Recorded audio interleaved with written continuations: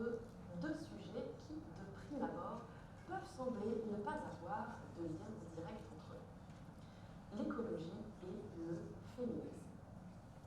Pour cela, revenons sur une citation qui est symptomatique d'un rapport dysfonctionnel. Je vais citer ici Francis Bacon, philosophe du XVIe siècle, qui écrivait dans son livre The Death of Nature: la nature est une femme publique. Nous devons la mater, pénétrer ses secrets et l'enchaîner selon nos désirs. Comme vous l'aurez peut-être compris, ce qui est problématique dans cette citation, c'est cette espèce de rapport de domination similaire qui s'effectue à la fois sur les femmes et sur la nature. Ce qui est problématique aussi, c'est que ce rapport de domination a une fâcheuse tendance à se perpétuer insidieusement dans notre société au fil des siècles. Ce que nous pouvons nous poser comme question aussi, c'est comment est-ce qu'aujourd'hui cela se traduit-il concrètement? La réponse tient en une phrase. Les femmes sont les premières victimes de la crise écologique. Pourquoi? Parce que les femmes constituent le groupe social le plus pauvre partout dans le monde. Parce que les femmes sont les plus pauvres, elles sont les plus vulnérables face à toutes les crises, quelles qu'elles soient, y compris la crise écologique. Par exemple, en Afrique subsaharienne, les femmes sont obligées de marcher de plus en plus loin, de plus en plus longtemps, pour aller chercher l'eau et le bois de chauffage nécessaires pour subsister. Plus la crise s'accentue à cause des sécheresses dues au changement climatique, plus les femmes doivent trouver des solutions pour pallier à ça, ce qui passe souvent par la déscolarisation des petites filles qui sont alors mobilisées sur ces tâches pour les aider. En France aussi, les femmes sont touchées. On pense ici aux mamans solo qui ont des tout petits budgets et doivent habiter des appartements insalubres et supporter les pollutions lumineuses et les pollutions sonores, par exemple, en ayant un pétro qui passe sous leur fenêtre ou alors une rocade sous leur immeuble. Le Bureau des Nations Unies pour la réduction des risques des catastrophes naturelles a aussi noté que les femmes sont plus sujettes sont plus souvent victimes des catastrophes naturelles et surtout des inondations. Ce qui explique cela, c'est que, encore dans de nombreux pays, les femmes n'ont pas forcément tout le temps accès à l'éducation. Elles n'apprennent donc pas à nager et ne sont pas sensibilisées aux différentes alertes qu'il peut y avoir quand une catastrophe naturelle arrive. Il est donc évident qu'il est important de traiter de façon conjointe les questions liées à l'écologie et aux droits des femmes. Il y a une métaphore qui résume très bien ces enjeux et qui dit « Qui voudrait la part égale d'un gâteau cancérigène ?» C'est-à-dire, à quoi bon s'épuiser à essayer d'obtenir l'égalité entre les genres, si c'est pour qu'on se rende compte que potentiellement, d'ici quelques temps, au final, plus personne ne pourra vivre sur une planète trop polluée et avec un climat détraqué. Et vice-versa. À quoi bon essayer de sauver la planète, si c'est pour que dans cette situation, dans ce process, nous mettions une fois de plus de côté la moitié de la population mondiale. Maintenant que nous avons toutes et tous, je l'espère, une meilleure compréhension des enjeux liés au genre et au climat, je vous propose de voir plus loin et de découvrir le concept qui vient englober tout ça, l'écoféminisme. Et non, ce n'est pas un néologisme. L'écoféminisme est un mouvement qui a eu son essor dans les années 70, sous la plume de Françoise Daubonne, une Française, qui a écrit un livre qui s'appelle « Le féminisme ou la mort ». Je vous l'accorde, le titre peut faire un petit peu peur. Mais comme on dit, ne jugeons pas un livre à sa couverture. Parce que le mouvement écoféministe est en fait plein de joie, très créatif et hyper poétique. L'événement majeur du mouvement écoféministe a eu lieu en 1980. Il s'appelle The Women's Pentagon Action. 2000 femmes se sont réunies pour militer autour du Pentagone, pour la fin de la guerre au Vietnam et contre les politiques nucléaires de l'époque. Ces femmes se sont réunies pour militer, marcher, danser. Et elles ont aussi tricoté les portes du Pentagone pour barricader tout le bâtiment. Il y a une activiste écoféministe américaine, Starhawk, qui fut aussi d'un énorme apport philosophique au mouvement.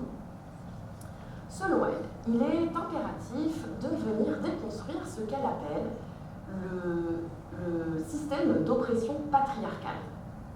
Ce système d'oppression, c'est celui dont on parlait au début, celui qui vient agir de la même façon sur les femmes et sur la planète, avec un rapport de domination. Ce dont elle s'est rendue compte, c'est que ce système, au final, c'est le même qui vient agir et créer d'autres nœuds dans notre société. Se lier par exemple au racisme, à l'homophobie, les dérives du capitalisme, le spécisme, etc., etc. En fait, les patterns sont les mêmes. Ce qu'elle propose donc, c'est donc de venir tirer cette pelote et dénouer petit à petit tout ce qui va derrière. Elle propose notamment de se détacher du schéma pyramidal de la société dans lequel nous sommes aujourd'hui, où il y aurait toujours une personne ayant les pleins pouvoirs sur tout le monde en dessous.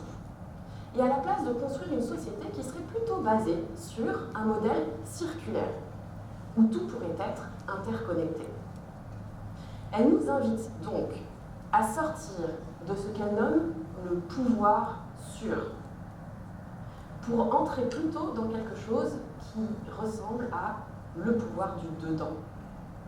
Le pouvoir du dedans, c'est celui qui valorise la richesse et la diversité de chacun chacune. Au même moment, sur un autre continent, Wangari Maathai opérait aussi son œuvre. Elle s'est rendue compte au Kenya que des industriels venaient opérer des coupes à blanc de forêts entières dans sa région. Ce qui entraîne évidemment énormément de catastrophes écologiques, à la fois pour la faune, pour la flore et pour les constructions sociales. Effectivement, les arbres coupés ne régulent plus l'eau dans le sol, ce qui a tendance à accentuer les effets de sécheresse pendant les périodes chaudes et à accentuer les inondations pendant les périodes des pluies.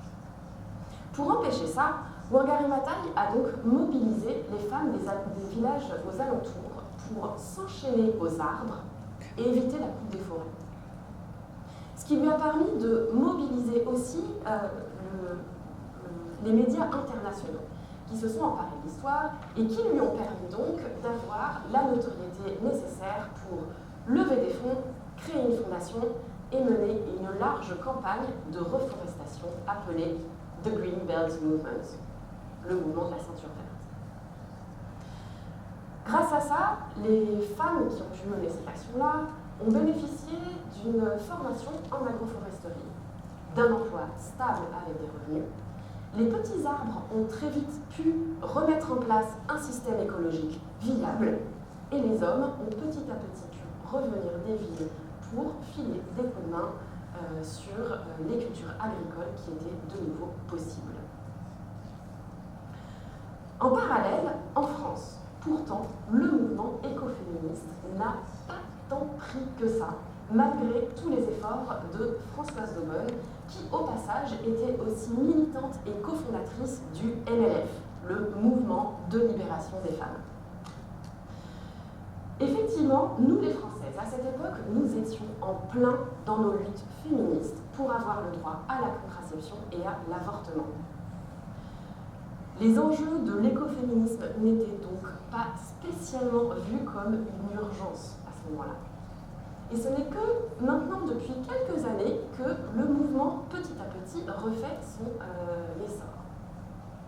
Ce qui a contribué à ça, c'est notamment la COP 21 en 2015, qui a eu lieu à Paris, et qui a permis aux médias de remettre un petit peu la population française à jour sur les questions liées à l'écologie. Ensuite, il y a eu les différentes vagues de MeToo et Balance ton porc, portées par les réseaux sociaux, et qui ont permis aussi de monter en connaissance sur tout un tas de sujets liés au féminisme. Tout ça a préparé un terreau fertile nécessaire pour la réapparition du mouvement écoféminisme. En 2016 est sorti le livre Reclaim, qui est devenu une œuvre phare de l'écoféminisme en français. En 2019, j'ai eu la chance de co-créer le festival Après la pluie, qui était le tout premier festival écoféministe de France à ce moment-là. Des graines ont été semées. D'autres associations ont vu le jour, d'autres festivals ont porté leurs fruits. Les médias s'intéressent de plus en plus à ce sujet, et les politiques aussi. Alors, comment faire si, vous aussi, vous voulez vous investir potentiellement dans l'écoféminisme? Tout d'abord, rappelons que, oui, vous les hommes, vous pouvez être de super alliés. Déjà parce qu'il est hors de question qu'on rajoute une charge mentale aux femmes en leur imposant d'enfiler, en plus de tout le reste, un costume de super-héroïne du climat.